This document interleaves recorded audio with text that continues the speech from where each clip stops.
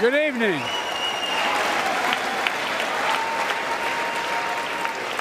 Good evening. If I were smart, I'd go home now. Mr. Speaker, Madam Vice President, members of Congress, my fellow Americans, in January 1941, Franklin Roosevelt came to this chamber to speak to the nation, and he said, "I address you at a moment unprecedented in the history of the Union." Hitler was on the march. War was raging in Europe. President Roosevelt's purpose was to wake up Congress and alert the American people that this was no ordinary time. Freedom and democracy were under assault in the world. Tonight, I come to this same chamber to address the nation. Now, it's we who face an unprecedented moment in the history of the Union. And yes, my purpose tonight is to wake up the Congress and alert the American people that this is no ordinary moment either. Not since President Lincoln and the Civil War have freedom and democracy been under assault at home as they are today. What makes our moment rare is that freedom and democracy are under attack both at home and overseas at the very same time. Overseas, Putin of Russia is on the march, invading Ukraine and sowing chaos throughout Europe and beyond. If anybody in this room thinks Putin will stop at Ukraine, I assure you he will not. Ukraine can stop Putin if we stand with Ukraine and provide the weapons that it needs to defend itself. That is all. That is all Ukraine is asking. They're not asking for American soldiers. In fact, there are no American soldiers at war in Ukraine, and I'm determined to keep it that way. But now, assistance to Ukraine is being blocked by those who want to walk away from our world leadership. It wasn't long ago when a Republican president named Ronald Reagan thundered, "Mr. Gorbachev, tear down this wall." Now my predecessor, a former Republican president, tells Putin, quote, "Do whatever the hell you want." That's a quote. A former president actually said that, bowing down to a Russian leader. I think it's outrageous, it's dangerous, and it's unacceptable. America is a founding member of NATO, the military alliance of democratic nations, created after World War II to prevent war and keep the peace. And today, we've made NATO stronger than ever. We welcomed Finland to the alliance last year. And just this morning, Sweden officially joined, and their minister is here tonight. We're going to stand up. Welcome, welcome, welcome, welcome. And they know how to fight. Mr. Prime Minister, welcome to NATO, the strongest military alliance the world has ever seen. I say this to Congress. We have to stand up to Putin. Send me a bipartisan national security bill. History is literally watching. History is watching. If the United States walks away, it will put Ukraine at risk. Europe is at risk. The free world will be at risk, emboldening others to do what they wish to do us harm. My message to President Putin, who I've known for a long time, is simple. We will not walk away. We will not bow down. I will not bow down. In a literal sense, history is watching. History is watching. Just like history watched 3 years ago on January 6th, when insurrectionists stormed this very Capitol and placed a dagger to the throat of American democracy. Many of you are here on that darkest of days. We all saw with our own eyes the insurrectionists were not patriots. They'd come to stop the peaceful transfer of power, to overturn the will of the people. January 6th lies about the 2020 election and the plots to steal the election posed a gravest threat to U.S. democracy since the Civil War. But they failed. America stood strong, and democracy prevailed. We must be honest. The threat to democracy must be defended. My predecessor and some of you here seek to bury the truth about January 6th. I will not do that. This is the moment to speak the truth and to bury the lies. Here's the simple truth. You can't love your country only when you win. As I've done ever since being elected to office, I ask all of you without regard to party to join together and defend democracy. Remember your oath of office of defending against all threats, foreign and domestic. Respect free and fair elections. Restore trust in our institutions. And make clear political violence has absolutely no place in America, zero place. Again, it's not hyperbole to suggest history is watching. We're watching. Your children and grandchildren will read about this day and what we do. History is watching another assault on freedom. Joining us tonight is Latoya Beasley, a social worker from Birmingham, Alabama. 14 months ago, she and her husband welcomed a baby girl thanks to the miracle of IVF.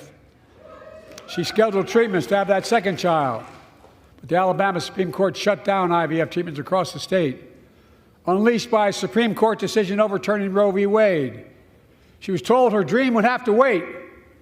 What her family had got through should never have happened. Unless Congress acts, it could happen again. So tonight, let's stand up for families like hers. To my friends across the aisle, don't keep this waiting any longer. Guarantee the right to AVF. Guarantee it nationwide. Like most Americans, I believe Roe v. Wade got it right.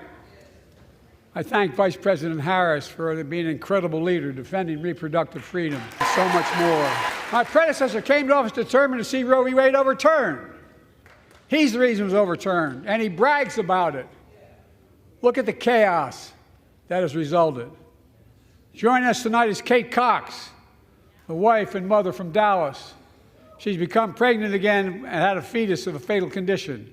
Her doctor told Kate that her own life and her ability to have children in the future were at risk if she didn't act. Because Texas law banned her ability to act, Kate and her husband had to leave the state to get what she needed. What her family got through should have never happened as well, but it's happening in too many others. There are state laws banning the freedom to choose, criminalizing doctors, forcing survivors of rape and incest to leave their states to get the treatment they need. Many of you in this chamber and my predecessor are promising to pass a national ban on reproductive freedom. My God, what freedom else would you take away? Look, it's a decision to overturn Roe v. Wade. The Supreme Court majority wrote the following, and with all due respect, justices, women are not without electoral power. Electoral or political power. You're about to realize just how much you were right about. Clearly, those bragging about overturning Roe v. Wade have no clue about the power of women, but they found out. When reproductive freedom was on the ballot, we won in 2022 and 2020, and we'll win again in 2024. If you, the American people, send me a Congress that supports the right to choose, I promise you, I'll restore Roe v. Wade as the law of the land again. Folks, America cannot go back. I'm here tonight to show what I believe is the way forward, because I know how far we come. 4 years ago next week, before I came to office, the country was hit by the worst pandemic and the worst economic crisis in a century. Remember the fear, record losses. Remember the spikes in crime and the murder rate, raging virus that took more than 1 million American lives, of loved ones, millions left behind. A mental health crisis of isolation and loneliness. A president, my predecessor, failed the most basic presidential duty that he owes to American people, the duty to care. I think that's unforgivable. I came to office determined to get us through one of the toughest periods in the nation's history.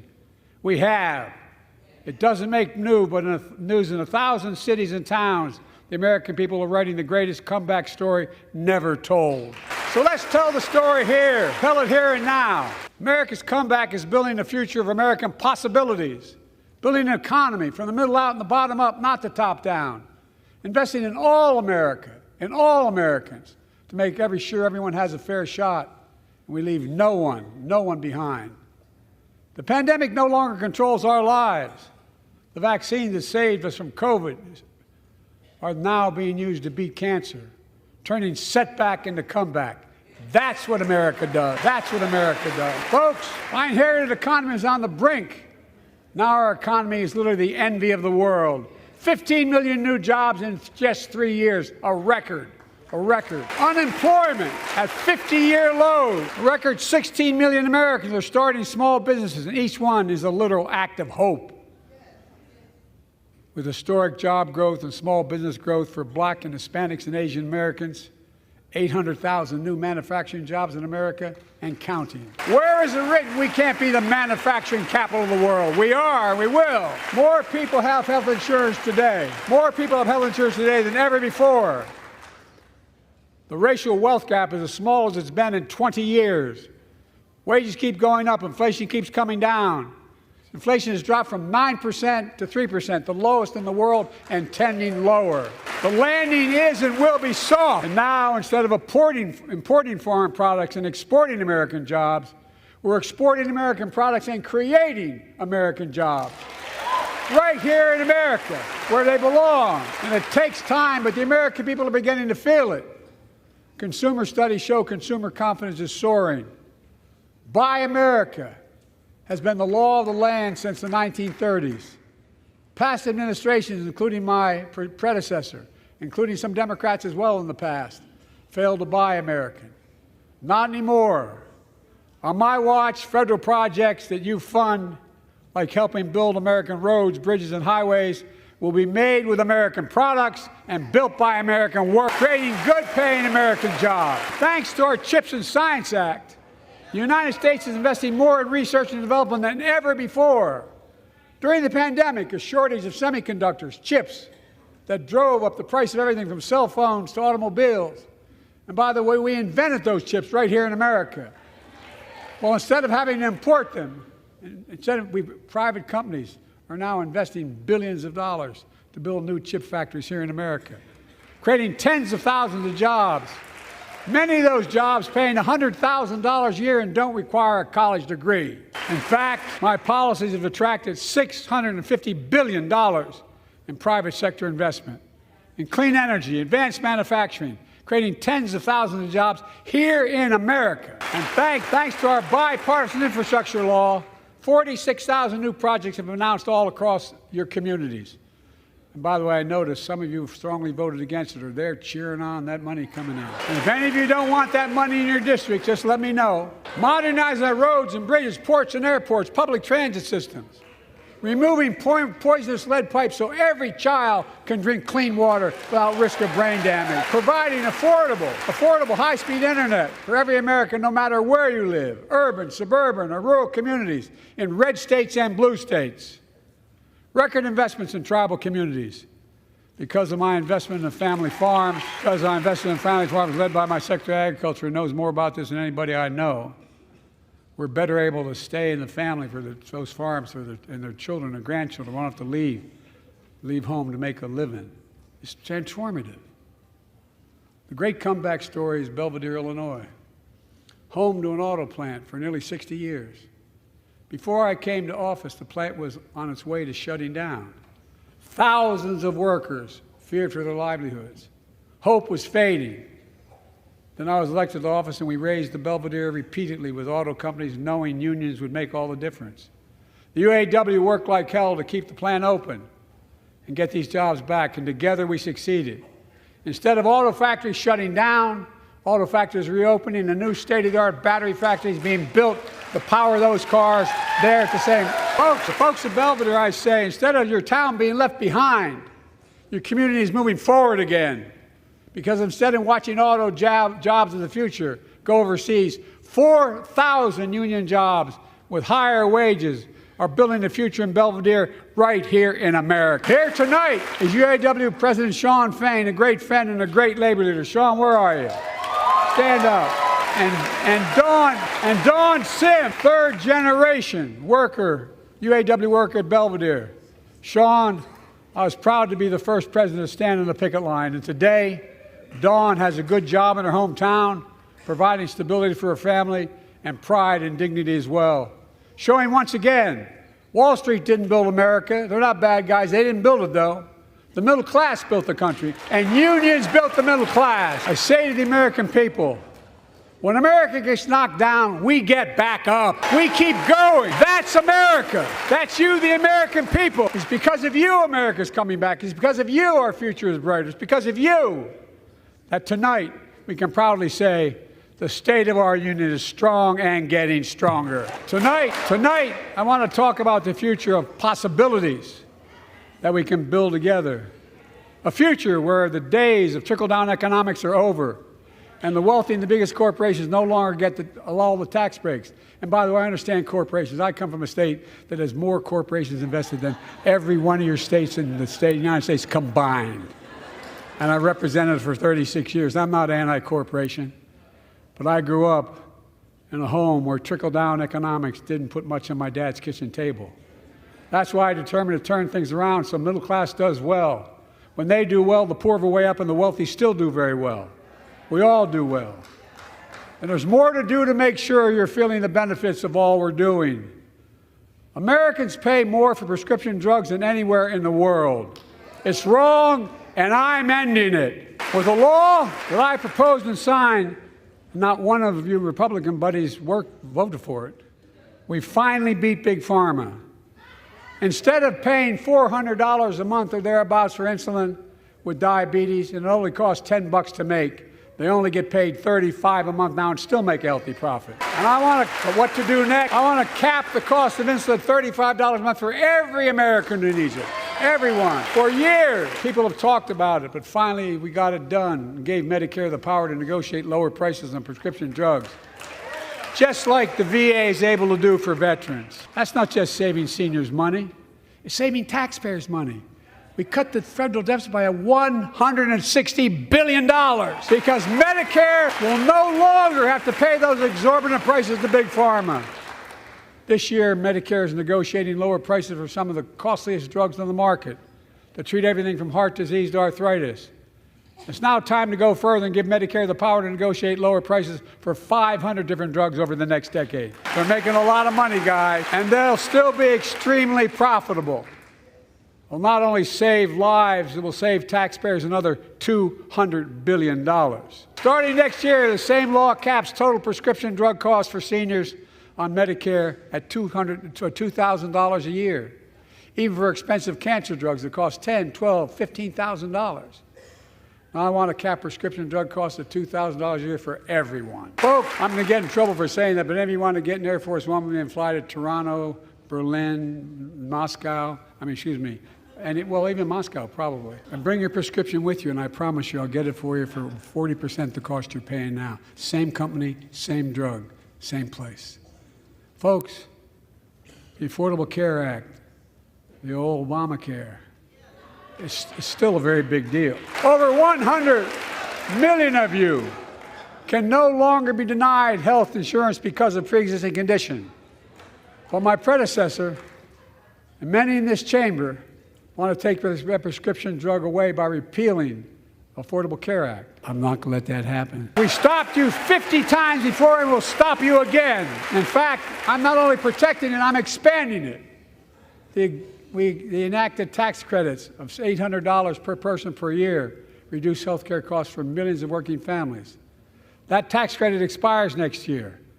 I want to make that savings permanent. State the obvious, women are more than half our population, but research on women's health has always been underfunded.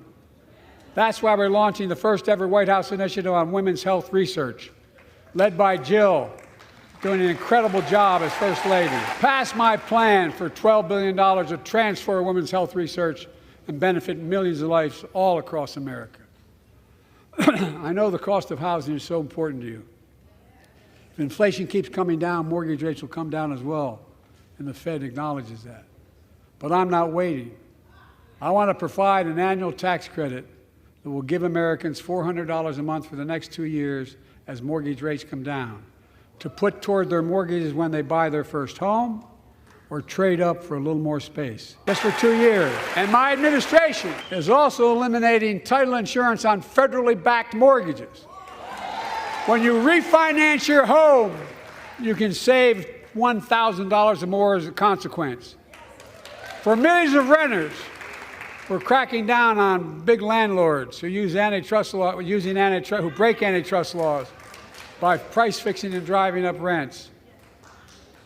We've cut red tape so builders can get federally financing, which is already helping build a record 1.7 million new housing units nationwide. Now pass and build and renovate 2 million affordable homes and bring those rents down. Remain the strongest economy in the world.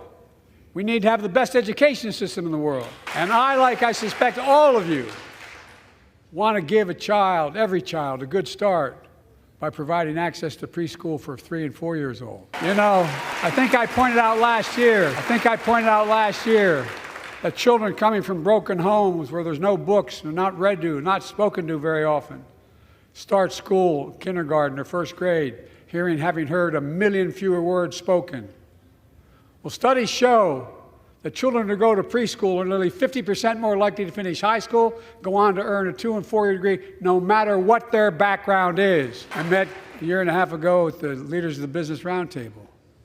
They were mad that they were angry, they were discussing why I wanted to spend money on education. I pointed out to them, as vice president, I met with over 182 of those folks. Don't hold me to the exact number. And I asked them what they need most, the CEOs. And you've had the same experience on both sides of the aisle. They say a better educated workforce, right? So I looked at them, and I say, I come from Delaware. DuPont used to be the 8th largest corporation in the world. And every new enterprise they bought, they educated the workforce to that enterprise. But none of you do that anymore. Why are you angry with me providing you the opportunity for the best educated workforce in the world? And they all looked at me and said, I think you're right. I want to expand high-quality tutoring and summer learning to see that every child learns to read by 3rd grade. I'm also connecting local businesses and high schools so students get hands-on experience and a path to a good-paying job, whether or not they go to college. And I want to make sure the college is more affordable. Let's continue increasing the Pell Grants to working and middle-class families and increase record investment in HBCUs and minority-serving institutions, including Hispanic institutions. When I was told I couldn't universally just change the way in which we dealt with student loans, I fixed 2 student loan programs that already existed to reduce the burden of student debt for nearly 4 million Americans, including nurses, firefighters, and others in public service. Like Keenan Jones, a public educator from Minnesota, who's here with us tonight. Keenan, where are you?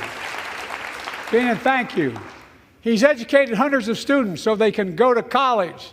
Now he's able to help, after debt forgiveness, get his own daughter to college. Folks, look, such relief is good for the economy because folks are now able to buy a home, start a business, start a family. While we're at it, I want to give public school teachers a raise. And by the way, the first couple of years, we cut the deficit. Now, let me speak to the question of fundamental fairness for all Americans. I've been delivering real results in fiscally responsible ways. We've already cut the federal deficit. Over $1 trillion. I signed the bipartisan deal to cut another $1 trillion in the next steps. It's my goal to cut the federal deficit another $3 trillion by making big corporations and very wealthy finally beginning to pay their fair share. Look, I'm a capitalist. If you want to make or can make $1 million or millions of bucks, that's great. Just pay your fair share in taxes. Fair tax code is how we invest things to make this country great. Healthcare, education, defense, and so much more. But here's the deal. The last administration enacted a $2 trillion tax cut, overwhelmingly benefit the top 1%, the very wealthy and the biggest corporations, and exploded the federal deficit. They added more to the national debt than any presidential term in American history. Check the numbers. Folks at home, does anybody really think the tax code is fair? Do you really think the wealthy and big corporations need another $2 trillion tax break? I sure don't. I'm going to keep fighting like hell to make it fair. Under my plan, nobody earning less than $400,000 a year will pay an additional penny in federal taxes. Nobody, not one penny. And they haven't yet. In fact, the child tax credit I passed during the pandemic cut taxes for millions of working families and cut child poverty in half. Restore that child tax credit. No child should go hungry in this country. The way to make the tax code fair is to make big corporations and the very wealthy begin to pay their fair share.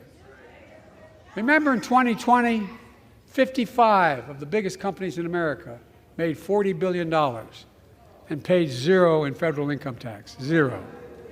Not anymore. Thanks to the law I wrote and we signed, big companies have to pay a minimum of 15%. But that's still less than working people pay in federal taxes. It's time to raise corporate minimum tax to at least 21%. So every big corporation finally begins to pay their fair share. I also want to end tax breaks for big pharma, big oil, private jets, massive executive pay when it's only supposed to be $1 million that can be deducted. They can pay them $20 million if they want, but deduct $1 million. End it now. You know, there are 1,000 billionaires in America. You know what the average federal tax is for those billionaires? No. They're making great sacrifices, 8.2%. That's far less than the vast majority of Americans pay. No billionaire should pay a lower federal tax rate than a teacher, a sanitation worker, or a nurse. I propose a minimum tax for billionaires of 25%, just 25%. You know what that would raise? That would raise $500 billion over the next 10 years. And imagine what that could do for America.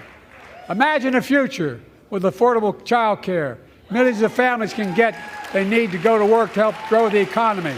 Imagine a future with paid leave, because no one should have to choose between working and taking care of their sick family member. Imagine a future of home care and elder care, and people living with disabilities so they can stay in their homes and family caregivers can finally get the pay they deserve. Tonight, let's all agree once again to stand up for seniors. Many of my friends on the other side of the aisle want to put Social Security on the chopping block. If anyone here tries to cut Social Security or Medicare or raise the retirement age, I will stop you. The working people who built this country pay more into Social Security than millionaires and billionaires do. It's not fair. We have two ways to go. Republicans can cut Social Security and give more tax breaks to the wealthy. That's the proposal. Oh no. You guys don't want another $2 trillion tax cut? I kind of thought that's what your plan was. Well, that's good to hear. You're not going to cut another $2 trillion for the super wealthy. That's good to hear. I'll protect and strengthen Social Security and make the wealthy pay their fair share. Look, too many corporations raise prices to pad their profits, charging more and more for less and less. That's why we're cracking down on corporations that engage in price gouging and deceptive pricing, from food to health care to housing. In fact, the snack companies think you won't notice if they change the size of the bag and put a hell of a lot fewer, same size bag, put fewer chips in it. No, I'm not joking. It's called shrinkflation.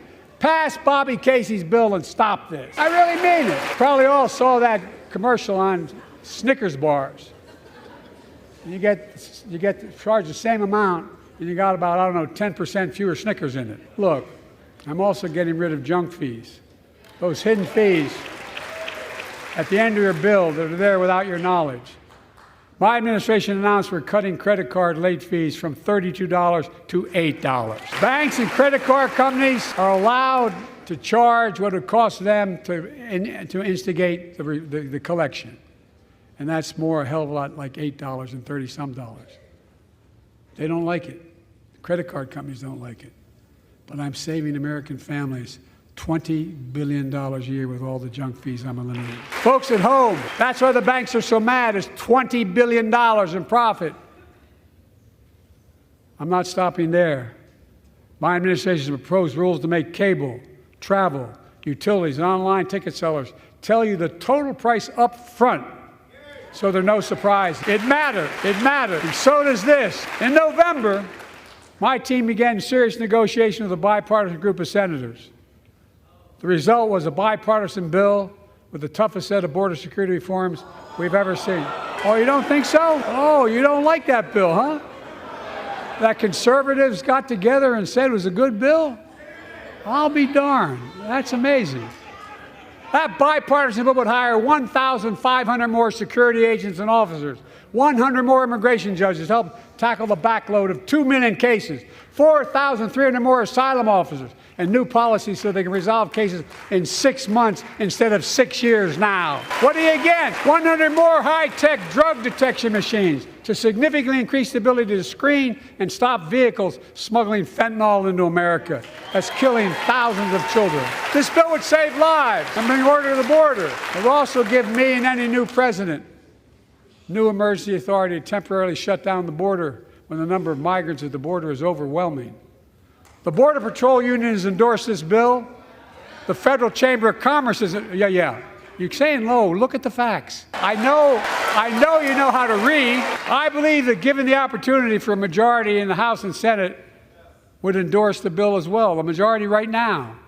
But unfortunately, politics has derailed this bill so far. I'm told my predecessor called members of Congress in the Senate to demand they block the bill.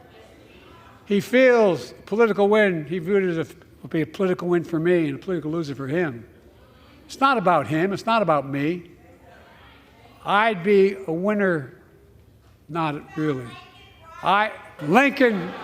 Lincoln Riley, an innocent young woman who was killed by an illegal. That's right. But how many of the thousands of people being killed by illegals? To her parents, I say, my heart goes out to you, having lost children myself. I understand.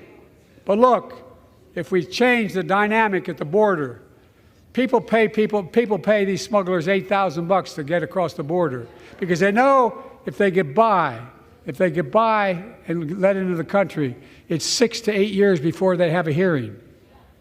And it's worth taking the chance of the $8,000. But if it's only 6 weeks, the idea is it's highly unlikely that people will pay that money and come all that way, knowing that they'll be able to be kicked out quickly. Folks, I would respectfully suggest my Republican friends owe it to the American people, get this bill done. We need to act now. And if my predecessor is watching, instead of paying politics and pressuring members of Congress to block the bill, join me in telling the Congress to pass it. We can do it together, but that's what here's what he will not do. I will not demonize immigrants saying they are poison in the blood of our country. I will not separate families. I will not ban people because of their faith. Unlike my predecessor on my first day in office, I introduced a comprehensive bill to fix our immigration system. Take a look at it. It has all these and more. Secure the border. Provide a pathway to citizenship for dreamers. And so much more. But unlike my predecessor, I know who we are as Americans. We're the only nation in the world with a heart and soul that draws from old and new. Home to Native Americans whose ancestors have been here for thousands of years. Home to people of from every place on earth. They came freely. Some came in chains. Some came when famine struck, like my ancestral family in Ireland. Some to flee persecution, to chase dreams that are impossible anywhere but here in America. That's America. And we all come from somewhere, but we're all American. Look, folks, we have a simple choice. We can fight about fixing the border, or we can fix it. I'm ready to fix it. Send me the border bill now. Transformational moment in history. Happened 59 years ago today in Selma, Alabama. Hundreds of foot soldiers for justice marched across the Edmund Pettus Bridge, named after the Grand Dragon of the Ku Klux Klan, to claim their fundamental right to vote. They were beaten, they were bloody, and left for dead. Our late friend and former colleague, John Lewis, was on that march. We miss joining us tonight, our other march, both in the gallery and on the floor, including Betty Mae Fikes, known as the voice of Selma. The daughter of gospel singers and preachers, she sang songs of prayer and protest on that bloody Sunday to help shake the nation's conscience. 5 months later, the Voting Rights Act passed and was signed into law. Thank you, thank you, thank you, thank you. But 59 years later, there are forces taking us back in time. Voter suppression, election subversion, unlimited dark money, extreme gerrymandering. John Lewis was a great friend to many of us here. But if you truly want to honor him and all the heroes who marched with him, then it's time to do more than talk. Pass the Freedom to Vote Act, the John Lewis Voting Rights Act, and stop denying another core value of America, our diversity across American life. Banning books, it's wrong. Instead of erasing history, let's make history. I want to protect fundamental rights. Pass the Equality Act. And my message to transgender Americans, I have your back. Pass the PRO Act for workers' rights. Raise the federal minimum wage because every worker has a right to a decent living more than $7 an hour. We're also making history by confronting the climate crisis, not denying it. I don't think any of you think there's no longer a climate crisis. At least I hope you don't. I'm taking the most significant action ever on climate in the history of the world. I'm cutting our carbon emissions in half by 2030, creating tens of thousands of clean energy jobs like the IBEW work is building and installing 500,000 electric vehicle charging stations, conserving 30% of America's lands and waters by 2030, taking action on environmental justice fence-line communities smothered by the legacy of pollution. And patterned after the Peace Corps and AmeriCorps, I launched the Climate Corps to put 20,000 young people to work in the forefront of our clean energy future.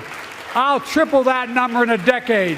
To state the obvious, all Americans deserve the freedom to be safe. And America is safer today than when I took office. Year before I took office, murder rates went up 30%. 30% they went up. The biggest increase in history. It was then, through my American Rescue Plan, which every American voted against, I might add, we made the largest investment in public safety ever. Last year, the murder rate saw the sharpest decrease in history. Violent crime fell to one of its lowest levels in more than 50 years. But we have more to do.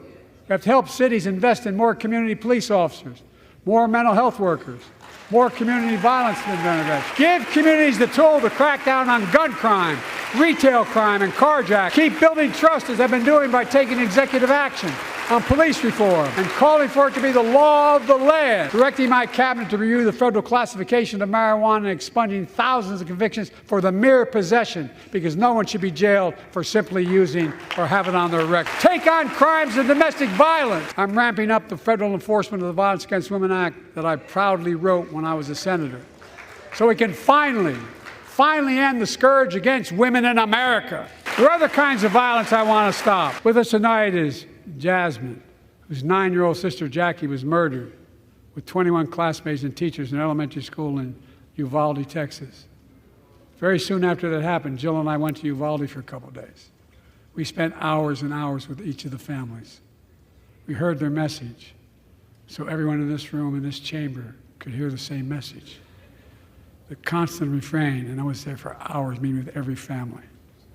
They said, do something. Do something. Well, I did do something by establishing the first ever Office of Gun Violence Prevention in the White House that the Vice President is leading the charge.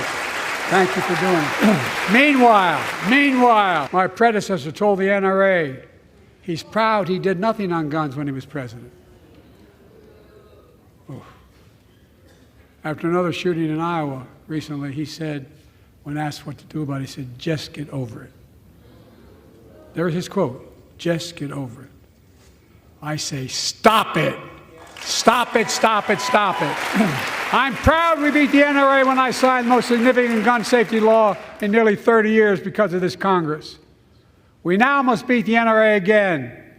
I'm demanding a ban on assault weapons and high-capacity magazines. Pass universal background check. None of this. I taught the Second Amendment for 12 years. None of this violates the Second Amendment or vilifies responsible gun owners. You know, as we manage challenges at home, we're also managing crises abroad, including in the Middle East. I know the last 5 months have been gut-wrenching for so many people, for the Israeli people, for the Palestinian people, and so many here in America. This crisis began on October 7th with a massacre by a terrorist group called Hamas, as you all know. 1,200 innocent people, women and girls, men and boys, slaughtered after enduring sexual violence. The deadliest day for the Jewish people since the Holocaust, and 250 hostages taken. Here in this chamber tonight are families whose loved ones are still being held by Hamas. I pledge to all the families that we will not rest until we bring every one of your loved ones home. We also We will also work around the clock to bring home Evan and Paul, Americans being unjustly detained by the Russians and others around the world. Israel has the right to go after Hamas. Hamas ended this conflict by releasing hostages, laying down arms, could end it by releasing the hostages, laying down arms, and surrendering those responsible for October 7th. But Israel has Israel has an added burden because Hamas hides and operates among the civilian population like cowards under hospitals, daycare centers, and all the like. Israel also has a fundamental responsibility, though, to protect innocent civilians in Gaza. This war has taken a greater toll on innocent civilians than all previous wars in Gaza combined. More than 30,000 Palestinians have been killed, most of whom are not Hamas. Thousands and thousands of innocents, women and children, girls and boys, also orphaned. Nearly 2 million more Palestinians under bombardment or displacement. Homes destroyed, neighborhoods in rubble, cities in ruin. Families without food, water, medicine. It's heartbreaking. I've been working nonstop to establish an immediate ceasefire that would last for 6 weeks to get all the prisoners released, all the hostages released, to get the hostages home and ease the intolerable and humanitarian crisis and build toward an enduring, something more enduring. The United States has been leading international efforts to get more humanitarian assistance to Gaza. Tonight, I'm directing the U.S. military to lead an emergency mission to establish a temporary pier in the Mediterranean on the coast of Gaza that can receive large shipments carrying food, water, medicine, and temporary shelters. No U.S. boots will be on the ground. A temporary pier will enable a massive increase in the amount of humanitarian assistance getting into Gaza every day. And Israel must do its part. Israel must allow more aid into Gaza to ensure humanitarian workers aren't caught in the crossfire. And they're announcing they're going to have a crossing in northern Gaza. For the leadership of Israel, I say this: humanitarian assistance cannot be a secondary consideration or a bargaining chip. Protecting and saving innocent lives has to be a priority. As we look to the future, the only real solution to the situation is a two-state solution over time. And I say this as a lifelong supporter of Israel. My entire career, no one has a stronger record with Israel than I do. I challenge any of you here. I'm the only American president of Israel in wartime. But there is no other path that guarantees Israel's security and democracy. There is no other path that guarantees Palestinians can live in peace with peace and dignity. And there's no other path that guarantees peace between Israel and all of its neighbors, including Saudi Arabia, with whom I'm talking. Creating stability in the Middle East also means containing the threat posed by Iran. That's why I built a coalition of more than a dozen countries to defend international shipping and freedom of navigation in the Red Sea. I've ordered strikes to degrade the Houthi capability and defend U.S. forces in the region. As Commander-in-Chief, I will not hesitate to direct further measures to protect our people and our military personnel. For years, I've heard many of my Republican and Democratic friends say that China is on the rise and America is falling behind. They've got it backwards. I've been saying it for over 4 years, even when I wasn't president. America's rising. We have the best economy in the world. And since I've come to office, our GDP is up, our trade deficit with China is down to the lowest point in over a decade. And we're standing up against China's unfair economic practice, standing up for peace and stability across the Taiwan Straits. I've revitalized our partnership and alliance in the Pacific. India, Australia, Japan, South Korea, the Pacific Islands. I've made sure that the most advanced American technologies can't be used in China, not allowing to trade them there. Frankly, for all this tough talk on China, it never occurred to my predecessor to do any of that. I want competition with China, not conflict. And we're in a stronger position to win the conflict of the 21st century against China than anyone else, for that matter, than any time as well. Here at home, I've signed over 400 bipartisan bills. But there's more to pass my unity agenda. Strengthen penalties on fentanyl trafficking. You don't want to do that, huh? Pass bipartisan privacy legislation to protect our children online. Harness the promise of AI to protect us from peril. Ban AI voice impersonations and more. And keep our truly sacred obligation to train and equip those we send into harm's way and care for them and their families when they come home and when they don't. That's why the song Support and Help of Dennis and the VA, I signed the PACT Act. One of the most significant laws ever, helping millions of veterans exposed to talk who now are battling more than 100 different cancers. Many of them don't come home, but we owe them and their families support. We owe it to ourselves to keep supporting our new health research agency called ARPA-H. And remind us that we can do big things, like end cancer as we know it. And we will. Let me close with this. I know you don't want to hear any more, Lindsay, but I got to say a few more things. I know it may not look like it, but I've been around a while. When you get to be my age, certain things become clearer than ever. I know the American story. Again and again, I've seen the contest between competing forces in the battle for the soul of our nation. Between those who want to pull America back to the past and those who want to move America into the future. My lifetime has taught me to embrace freedom and democracy, a future based on core values that have defined America: honesty, decency, dignity, equality, to respect everyone, to give everyone a fair shot, to give hate no safe harbor. Now, other people my age see it differently. The American story of resentment, revenge, and retribution, that's not me. I was born amid World War II when America stood for the freedom of the world. I grew up in Scranton, Pennsylvania, and Claymont, Delaware, among working-class people who built this country. I watched in horror as two of my heroes, like many of you did, Dr. King and Bobby Kennedy, were assassinated. And their legacies inspired me to pursue a career in service. I left the law firm and became a public defender because my city of Wilmington was the only city in America occupied by the National Guard after Dr. King was assassinated because of the riots. And I became a county councilman almost by accident. I got elected to the United States Senate when I had no intention of running at age 29. Then vice president of our first black president. Now president to the first women vice president. In my career, I've been told I was too young. By the way, they didn't let me on the Senate elevators for votes sometimes. Not a joke. And I've been told I'm too old. Whether young or old, I've always known what endures. I've known our North Star. The very idea of America is that we're all created equal and deserve to be treated equally throughout our lives. We've never fully lived up to that idea, but we've never walked away from it either.